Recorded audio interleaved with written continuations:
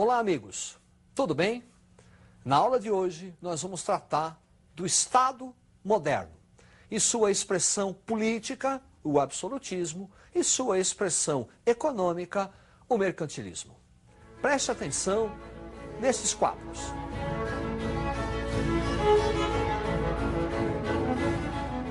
Percebeu? A figura de Luís XIV, o símbolo, o exemplo de absolutismo monárquico. Esse absolutismo monárquico é uma evolução da Baixa Idade Média das chamadas monarquias nacionais, que é um processo histórico de centralização do poder político na mão do rei. Esse processo é resultado da aliança do rei com a burguesia. Preste atenção neste quadro. Estado moderno é resultado da aliança rei-burguesia, que vai garantir a centralização do poder político. A centralização do poder político vai conhecer seus teóricos. O primeiro teórico, Maquiavel, responsável pela chamada secularização do poder. Quer dizer, criticar a interferência da igreja nos assuntos políticos. É a chamada autonomia do poder político. Um segundo nome, Jacques Bossuet, francês, que, inspirado nas Sagradas Escrituras, vai determinar o poder político do rei como sendo de origem divina. Significa dizer que o rei manda porque ele tem a bênção de Deus. Desrespeitar a autoridade real seria também cometer um sacrilégio com Deus. Thomas Hobbes é um inglês que vai partir do princípio de que os homens, em seu estado natural, viviam como selvagens.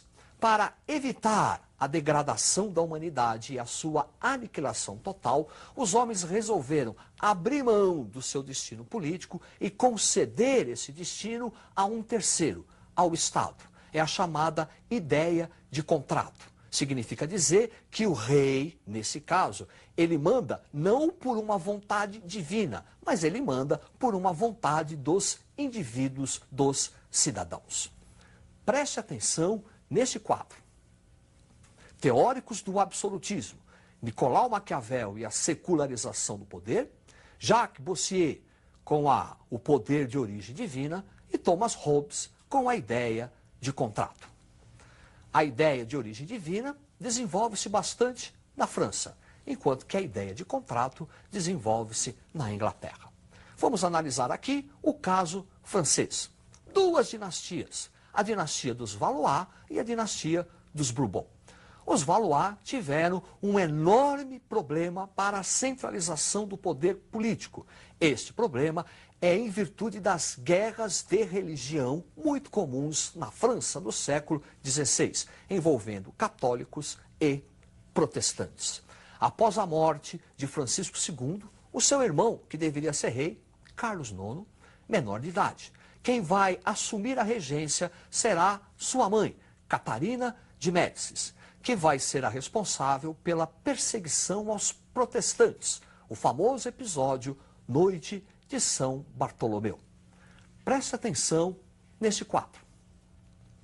Os Valois, com problema interno, guerras religiosas e o episódio da Noite de São Bartolomeu. Esses conflitos religiosos, como já foi dito, dificultam a centralização do poder político. Somente com Henrique IV é que a ordem interna passa a ser estabelecida, os conflitos religiosos se amenizam e o poder político passa a ser centralizado. Henrique IV com um édito de Nantes, que vai conceder liberdade de culto, não mais perseguição aos protestantes. Depois, Luís XIII. Com Luís XIII, admirável atuação do seu ministro, cardeal de Richelieu, que vai incentivar o comércio, vai incentivar a corrida colonial francesa e vai impor o catolicismo como principal religião francesa. Preste atenção no quadro. Os Bourbons, Henrique IV, com o Édito de Nantes, que vai conceder liberdade de culto aos protestantes, Luís XIII, destacada atuação de Richelieu, e Luís XIV, o Rei Sol. Esse cardeal de Richelieu consolida o poder monárquico internamente e externamente também é o responsável por tornar a França uma potência. Richelieu vai aproveitar-se das chamadas guerras de religião, envolvendo católicos e protestantes em toda a Europa. No plano interno, esse cardeal de Richelieu perseguia os protestantes, mas no plano externo apoiava os protestantes. Essa ambiguidade era para conseguir dividendos políticos, enfraquecendo a nobreza católica e fortalecendo a França. É por isso que o símbolo máximo do absolutismo monárquico é o sucessor de Luís XIII, Luís XIV, com a famosa frase "L'État, c'est moi", o Estado sou eu, a uma síntese desse absolutismo monárquico. A partir de Luís XIV, a França transforma-se numa grande potência econômica, numa grande potência política. Vamos agora analisar o caso inglês. Preste atenção. Dinastia Tudor, Henrique VIII e a Igreja Anglicana, Elizabeth I, conquista colonial. Henrique VIII vai criar a Igreja da Inglaterra, separando o poder político da Igreja e trazendo esse poder religioso para o seio do poder político. Com a reforma da Igreja Anglicana, o Estado inglês também se beneficia, pois vão ser confiscadas as terras da Igreja e revendidas. Mas a Elizabeth I é, sem dúvida nenhuma, um personagem importante da história inglesa nesse período.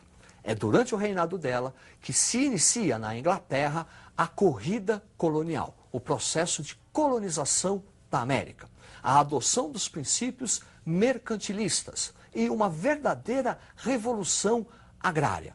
É com Elizabeth I que tem início o chamado processo de cercamento, que vai ser um dos fatores primordiais da Revolução Industrial Inglesa. Vamos tratar agora do mercantilismo. Preste atenção nessa gravura. Gravura alusiva ao Porto de Bristol, mostrando o dinamismo comercial do século XVI. As práticas comerciais serão dinamizadas pelo mercantilismo. Mercantilismo é uma política econômica do Estado moderno, que vai defender o acúmulo de capitais. Segundo os teóricos do mercantilismo, é rica a nação que consegue acumular capitais. Quanto maior a entrada de capitais, melhor. Daí, criar-se mecanismos para impedir a evasão de capitais. Preste atenção no quadro. Práticas do mercantilismo, o acúmulo de capitais, balança comercial favorável, protecionismo. Por balança comercial favorável, nós entendemos que a exportação tem que ser maior que a importação. A entrada de riquezas tem que ser maior que a saída.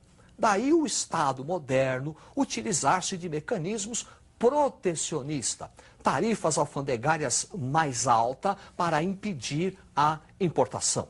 Voltando ao quadro, protecionismo, intervenção estatal, prática dos monopólios. Intervenção do Estado para garantir o crescimento e o desenvolvimento da indústria local, para evitar exatamente a importação e patrocinar a exportação. E a prática dos monopólios, que é o privilégio, o direito de exclusividade comercial de exploração de uma área ou de um produto. O grupo que melhor se beneficia dessas práticas, além, é claro, do próprio rei, será a burguesia econômica. Acontece que nem todos os estados modernos vão acumular capital de forma idêntica. Eles vão exercer as práticas mercantilistas de forma diferenciada, de acordo com as colônias ou o comércio que melhor se desenvolveram. Preste atenção nesse quadro. Tipos de mercantilismo. A Espanha, metalismo. Portugal, agrário. França, industrial. Metalismo é a prática mercantilista da Espanha. A Espanha, assim que iniciou a colonização da América, entrou em contato com um metal precioso do Império Azteca e do Império Inca. É a acumulação desse metal, ouro e prata, puro e simples, que faz com que a Espanha inicie o acúmulo de capital. Metalismo. Portugal não teve a mesma sorte. Portugal não encontrou, logo de cara, o ouro no Brasil. Portanto, a acumulação de capital portuguesa vai se dar através da prática agrícola, do engenho colonial, a plantation, açúcar, tabaco, mercantilismo agrário. Na França, mercantilismo industrial. Aqui, o grande nome é o ministro das Finanças de Luís XIV, Jean-Baptiste Colbert. Colbert vai incentivar as práticas industriais na França, incentivando a criação das companhias de comércio e das manufaturas. Assim, a França vai importar matéria-prima e exportar produtos manufaturados, perfumes, tapetes, artigos de luxo em geral. O benefício de Jean-Baptiste Colbert para a França foi tão grande que passa a ser sinônimo de mercantilismo e colbertismo. Voltando ao quadro, Inglaterra, mercantilismo comercial e industrial, e a Holanda, misto. Comercial, primeiro. Então, a Inglaterra inicia o seu processo de acumulação de capital através das trocas comerciais com as suas colônias, as 13 colônias da América. Num segundo momento, ela vai entrar na fase de industrialização.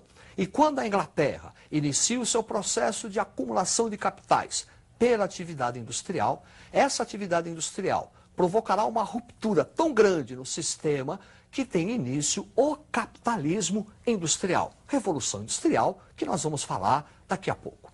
E depois, o caso da Holanda. Misto, é uma mistura. Entenda, a Inglaterra é primeiro comercial, depois industrial. O holandês é misturado, comercial e industrial. Um exemplo bem claro e bem clássico para você entender. Mundo do açúcar no Brasil, participação dos holandeses, certo? Os holandeses vão transportar o açúcar produzido no Brasil para a Europa. Isso é atividade comercial. Depois, esse açúcar lá na Holanda será refinado, atividade industrial. Depois, esse açúcar refinado será distribuído pela Europa. Voltamos a ter uma atividade comercial. Então, aí está, comercial e industrial. Esse mercantilismo está na base do sistema colonial tradicional que vai servir para a acumulação de capitais na Europa. Vestibulando, estude, preste atenção nas aulas e até a próxima.